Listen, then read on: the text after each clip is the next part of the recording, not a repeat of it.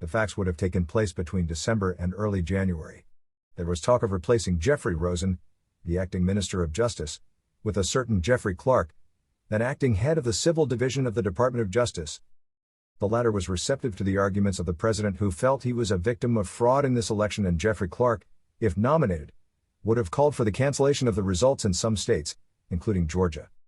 Once the news became known, senior ministry officials were said to have all announced that they would resign if Jeffrey Clark were to be appointed, which would have deterred the president, according to the Washington Post. These revelations led to the opening of an investigation, according to the New York Times, since an administrative investigation was opened on Monday by the Inspector General of the Department of Justice, Mikhail Horowitz.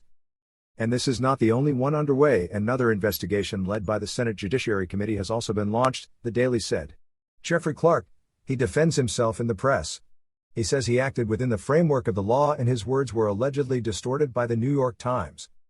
Trump allies put pressure on Republican senators. Now that the trial has officially started, pressure is mounting on Republican senators not to vote in favor of impeachment, according to The Hill. Donald Trump's allies are waging an intense pressure campaign. The message to hesitant Republican senators, according to The Daily, is that anyone who votes to condemn Trump will face a daunting challenge in the next primary, which could mark the end of their political career.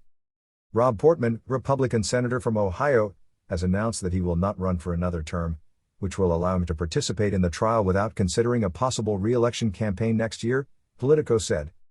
Donald Trump and his allies fear a sling within the Conservative Party, hence the threats, although it seems unlikely that 17 of the 50 Republican senators will defect. Venezuelan president launches invitation to European Union.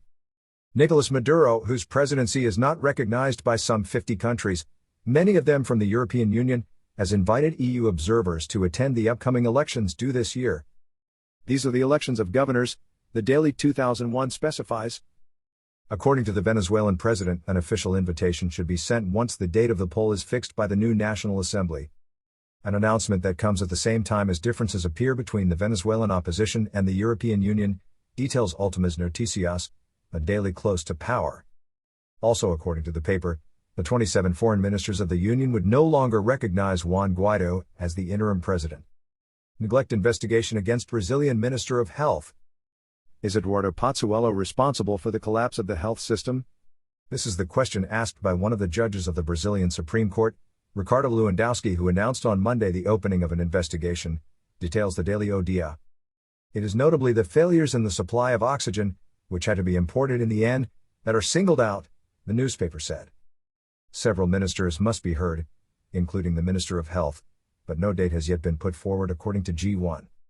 According to the Attorney General, Eduardo Pazuello's negligent attitude may have resulted in the deaths of around 100 people from asphyxiation,